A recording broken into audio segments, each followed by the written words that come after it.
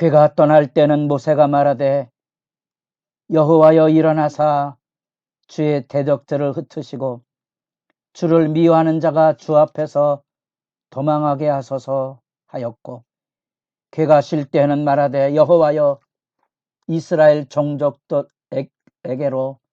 돌아오소서 하였더라. 거룩한 새벽의 기도자 여러분, 생명의 말씀을 따라 일어서고 생명의 말씀을 따라 안식하는 주님과 동행하는 복된 여정이 늘 은혜 안에 든든하기를 소망합니다. 오늘 우리가 읽어갈 말씀은 민수기 2장입니다. 우리가 어제 살펴본 대로 민수기 1장부터 10장 10절까지가 시내산에서 인구조사를 하는 것으로 조직이 이루어지는 장면을 보았습니다. 하나님의 백성이 하나님의 임재 앞에 머물러 서 있는 거죠. 거룩한 진용을 세워갑니다. 그 거룩함을 지켜야 될 본분이 있습니다.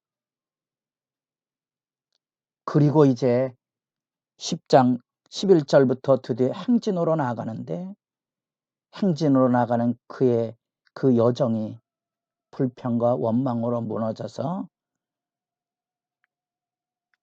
26장에 다시 인구조사가 다시 이루어집니다. 그래서 10장에서 22장까지를 상실의 세대라 그랬습니다. 잃어버린 세대입니다.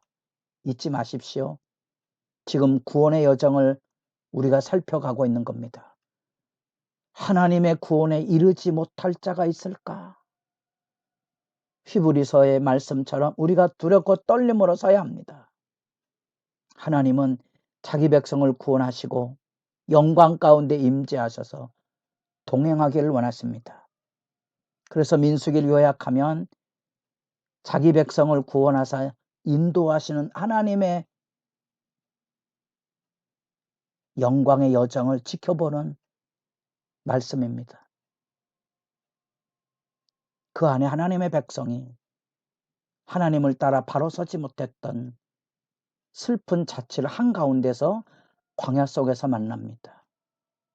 그래서 그 광야 한가운데 놋뱀을 들어 구원의 표적을 보여줬는데, 예수님이 바로 그 말씀을 통하여 인자가 십자가에 달리는 의미를 상징적으로 설명하셨습니다.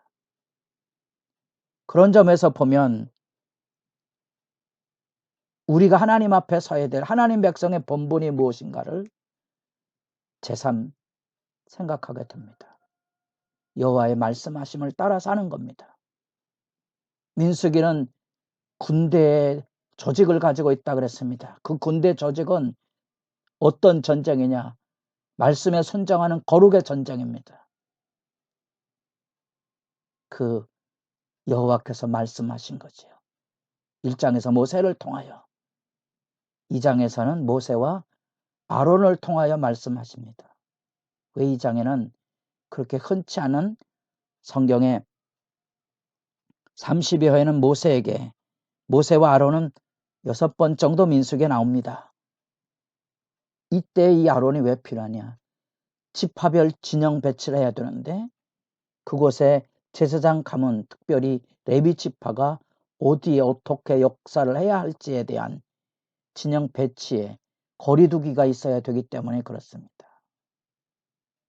그만큼 하나님께서는 하나님의 영광의 임재에 함부로 접근하지 못하게 할 뿐 아니라 하나님의 영광의 임재를 백성들에게 전달하는 사명을 제사장 직분을 맡은 아론을 통하여 그 역사를, 거룩의 영향력들을, 사랑의 그 질서들을 지금 이루어가고 있는 겁니다. 이 중보적 역할의 중요성을 제삼 생각합니다.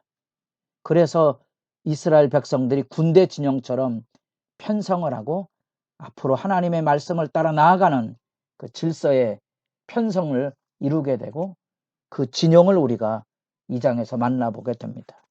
특별히 2장에서 각 지파의 지휘관들을, 그래서 각 진영마다 군기가 있고 표식을 세워서 깃발과 기호를 통하여서 각 지파가 서야 될 자리를 배치하고 그 회막 중심에 하나님이 좌정하셔서 하나님의 백성 전체를 인도하시는 영광의 모습으로 지금 2장의 진영 배치를 형성하고 있는 것을 보게 됩니다. 그 안에서 중요한 메시지, 하나님은 자기 백성을 인도해 가시는 동행의 주가 되신다는 거죠. 그들이 행진할 때는 앞장서서 여호와여 일어나소서, 여호와 쿠마, 여호와여 일어나소서. 달리다 쿰 기억하십니까? 일어나라, 여호와 쿠마. 그리고 하루를 마칠 때 쉼의 자리로 돌아가는 안식의 시간, 여호와 슈바, 여호와여 돌아오소서. 진영 배치도가 여기 나와 있습니다. 동서남북 어느 지파가 주도적인 지파가 돼서 성막을 중심으로 해서 세 지파 그렇게 12지파가 들러서고, 동쪽을 향하여선 유다 지파의 리더십이 그곳에 담겨져 있습니다. 우리가 창세기 마지막에 요셉 사건을 통하여 르우벤이 장자권을 잃었을 때 성적인 부정함으로 인하여 하나님이 준 영광을 잃어버렸을 때 이제 주도적인 역할을 했던 유다가 앞장서는 모습을 보게 됩니다. 요셉 구원의 지도력을 발휘하죠. 그래서 유다 지파가 동쪽 제일 앞장서는 자리에 서게 됩니다. 세 지파를 앞장 세워서 유다 지파가 나아가게 되는 거죠. 그 하나님이 동행하는 자리에 선봉에 서서 중앙에 서서 하나님이 임재하시며 동행하시는 그 자리에 이스라엘 백성이 하나님 중심한 삶의 질서를 세우고 진영 편성을 하고 배치가 이루어지는 장면을 우리가 말씀 안에서 보게 됩니다. 우리는 이런 말씀이 비교적 지루한 내용이지만 개략적으로 이런 그림을 기억하심으로 진영 배치도를 여러분 이해하면 도움이 될 것입니다. 유다 지파가 동쪽에, 남쪽에 르우벤 지파, 서쪽에 에브라임 지파, 북쪽에 단 지파가 거절하게 되고, 이렇게 제사장 가문 레위 지파가 이 지파와 성막의 거룩성에 거리두기를 하도록 만듦으로써 하나님의 정결과 부정이 구분이 되게 하고 그 거룩함을 지키게 할 뿐 아니라 이제 행진을 하게 되면 이 순서가 또 행진하는 순서의 편제로 바뀌어져 가므로 이 유다 지파를 앞장 세워서 이제 진군은 편성이 이루어지게 되는 것을 보게 됩니다. 우리는 이런 말씀을 통하여 하나님의 말씀을 따르며 하나님 말씀 앞에 서야 될 이 경건, 여호와께서 말씀하셨다, 그 말씀에 순종하고 그 말씀에 따라서 행하는, 그래서 민수기 2장에 1절로부터 진영에 대한 얘기가 나오고 그 진영을 진치게 할 뿐 아니라 34절에 이스라엘 자손이 여호와께서 모세에게 명령하신 대로 다 준행하여 각기 종족과 조상의 가문에 따르며 자기들의 길을 따라 진치기도 하며 행진하기도 하였더라. 여호와께서 모세에게 명령하신 대로 다 준행하였더라. 어디서 들었던 말씀인지 기억나십니까? 성막을 세울 때 하나님께서 명령에 순종하도록 조목조목 규례를 말씀하시고 순종하게 하셨습니다. 그것이 바로 경건입니다. 하나님의 말씀을 따라 그 말씀의 율례를 지켜 행하는 것이 하나님의 백성의 도리이고 하나님 백성의 삶의 모습입니다. 그걸 통하여서 우리는 세상과 다른 삶, 심지어 먹는 거, 입는 거, 집을 지을 때라도 하나님의 뜻이 반영된 이 거룩의 질서를 지켜 행하고 살아야 한다는 거죠.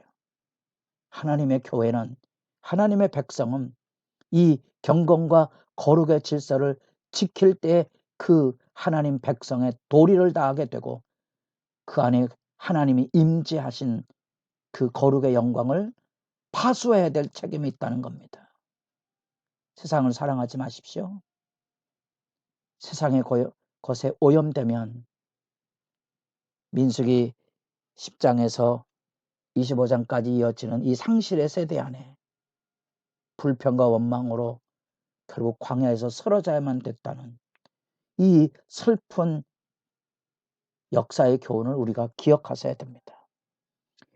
그 말씀의 부름 앞에 여기 지파별 지도자들이 세움을 받습니다. 그 지도자들의 중요성, 갈라디아서 2장에 나타나는 기둥같은 부름받은 자며 천만인의 두령이 되는 하나님의 백성의 지도력을 그곳에 세우시고 그 질서를 열어가게 하셨던 것입니다. 그리고 그 20세 이상의 병적을 조사해서 계수하니 60만 가까이. 놀라운 하나님의 백성의 영적인 조직이 세워지게 되고 그 가운데 하나님이 임재하시고 동행하시는 장면을 우리가 만나보게 됩니다. 이제 10장 11절이 출발이 되는 때까지 어쩌면 이스라엘 백성이 시내산에서 애굽에서 나와 시내산에 도착했을 때 50일간의 여정으로 추정을 합니다. 그래서 모세가 시내산에 율법을 받은 날, 그 오순절을 유대인들의 율법을 수여받은 날로 지키게 됩니다.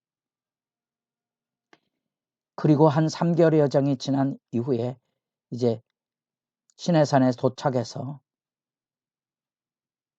하나님 앞에 성막을 짓기 시작합니다. 그 기간이 한 9개월여간입니다. 그래서 제2년에 새로운 해가 되었을 때 드디어 성막을 완성하고 다시 6월절을 준수하고 이제 인구 조사를 하고 시내산을 출발하게 되는 겁니다. 하나님의 말씀 앞에 두렵고 떨림의 사출발을 주의 말씀 앞에 엎드러짐으로써 열어가는 복 있는 시간이 열려지기를 바랍니다.